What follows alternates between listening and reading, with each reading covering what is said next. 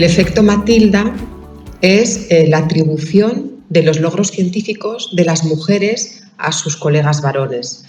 Y esto se debe o se realiza fundamentalmente por el prejuicio de que las mujeres tienen menos capacidades científicas que los varones, ¿no?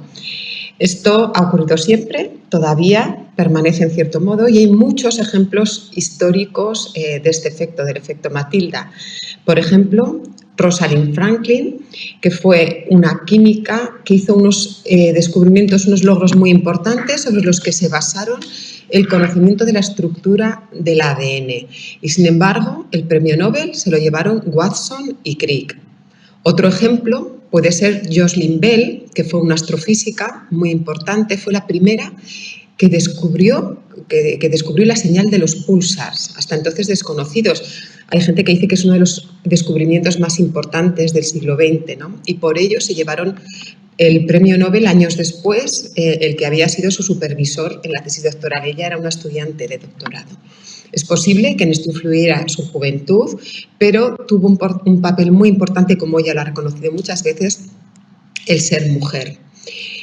Otro ejemplo de efecto de Matilda podría ser Henrietta Leavitt, que fue una astrónoma que hizo unos descubrimientos también muy importantes. Ella era una calculadora, que se llamaban así a las mujeres que contrataban en el equipo astronómico de Harvard, y era una mujer que se dedicaba a hacer cálculos. A las mujeres se les consideraba que no tenían creatividad ni análisis crítico y no tenían cualidades para la ciencia, pero que eran muy buenas para hacer trabajos monótonos, y entonces las contrataba de calculadoras, y tenían que hacer siempre constantemente mirar fotografías y hacer unos cálculos, apuntarlos. Entonces, esta científica, además de hacer todos esos cálculos fenomenal, además descubrió unas propiedades especiales de las estrellas, como unas propiedades de la luminosidad de las estrellas, y esto abrió una manera diferente de mirar el universo.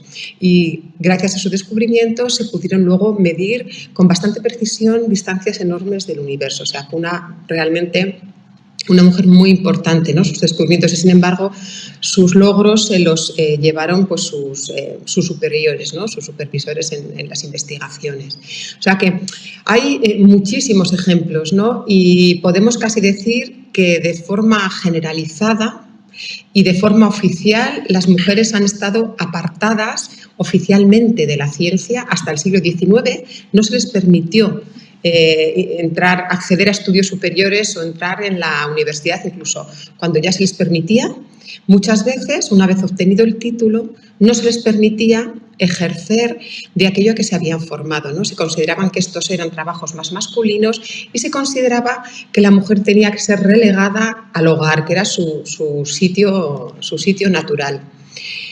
Y esto no quiere decir que no haya habido mujeres científicas a lo largo de la historia, porque a pesar de todas esas restricciones ha habido muchas mujeres brillantes con muchísima curiosidad científica y que han conseguido logros importantes en la ciencia.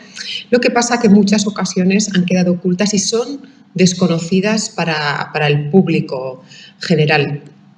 Algunas incluso han tenido que disfrazarse de hombres o cambiar su identidad para poder hacer esos sueños que ellas tenían, ¿no? Pues es muy conocido como Concepción Arenal, por ejemplo, una española, se disfrazaba de hombre para poder asistir a las clases de Derecho, ¿no? Ella no estaba permitido a las mujeres asistir, entonces ella, que quería aprender, se vestía de hombre y iba de incógnito a las clases.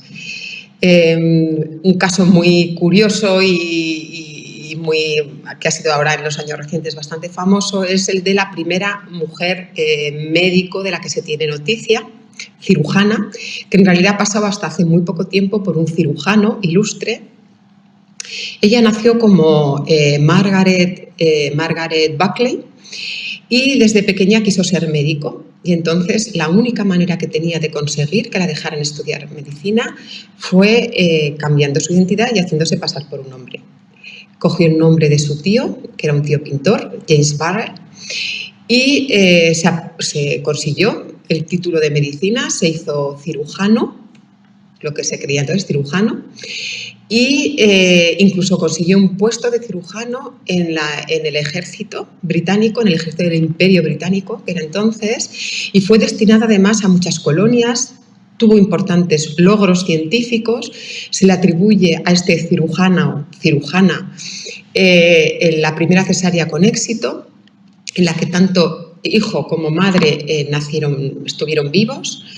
Y además también pues, en muchas colonias que estuvo destinado se le consiguió pues, muchos logros, sobre todo pues, de salud pública. Tuvo condecoraciones militares y solo se descubrió su sexo cuando murió. Cuando falleció, al ir a Mortajarra descubrieron que realmente era una mujer y no un hombre. Esto se ha mantenido en secreto durante muchísimo tiempo en los papeles secretos del ejército británico y se descubrió pues no hace muchos años, ¿no? Y claro, una historia tan novelesca pues ha dado lugar pues a cine, a libros, a novelas y a todo, ¿no? Seguro que ha habido muchas más historias de este tipo que no han llegado a nuestros días. En España, concretamente, la mujer accedió a la universidad en el año 1910, ¿no? Hasta entonces había... en realidad en 1910 fue a la universidad pública, ¿no? Es decir, ya se abrió la universidad de forma a la población femenina general española. Hasta entonces, unos poquitos años antes, se había permitido el acceso a la universidad privada de las mujeres, pero siempre con autorización del Consejo de Ministros, o sea, más trabas no podía haber. Entonces, bueno, pues ya a partir de 1910 empezó a haber, ¿no? Hasta entonces, pues las orlas, todas eran hombres, ¿no? Si vemos orlas antiguas, que podemos ver muchas por internet, como son todo varones. Hoy día la situación es muy diferente, afortunadamente. Y en el momento actual, más de la mitad de los inscritos en las universidades son mujeres. Más de la mitad en todos los grados de la universidad, es decir, en los estudios de grado, en los estudios de máster y también en los estudios de doctorado. Sin embargo, esto está muy bien, ya hemos conseguido mucho, pero sin embargo todavía falta mucho para conseguir una igualdad más real, ¿no? Porque si luego analizamos cómo se desarrolla la carrera profesional, ahí las cosas no son tan igualitarias.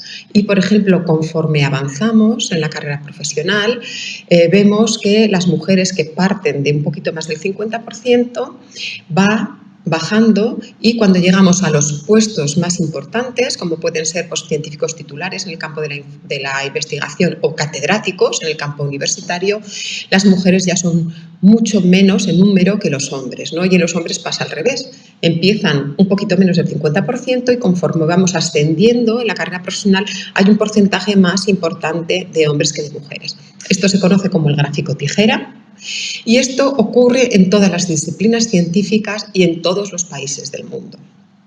Y además tenemos otro problema, ¿no? Y es que hay muchas mujeres ahora matriculadas en carreras científicas y que consiguen acabar su titulación, pero si nos centramos en lo que ya consideramos las ciencias STEM, que son el acrónimo americano de ciencia, tecnología, ingeniería y matemáticas, es decir, lo que podríamos nosotros llamar las ciencias más duras, allí las mujeres son muchísimas menos. En España no llegan al 30% las mujeres que están en este tipo de carreras. Y lo peor de todo es que estamos yendo a menos, o sea que esto no es una cosa que está mejorando en los últimos años, sino que parece que no solo no mejora, sino incluso empeora. Y ¿por qué pasa esto, no? Pues esto probablemente se debe a muchos factores y alguno de los factores puede ser, bueno, casi seguro que uno de los factores más importantes es la falta de referentes, ¿no? La falta de modelos de mujeres en estos campos en que las niñas, las jóvenes se vean reflejadas y vean posible conseguir pues esos sueños, ¿no?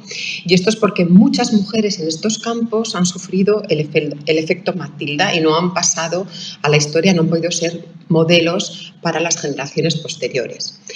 Hay mucha gente que puede decir, bueno, ¿y qué más da? Bueno, pues que las mujeres no estudien ingeniería. Pues si no quieren estudiar ingeniería y no quieren estudiar informática, pues que no estudien.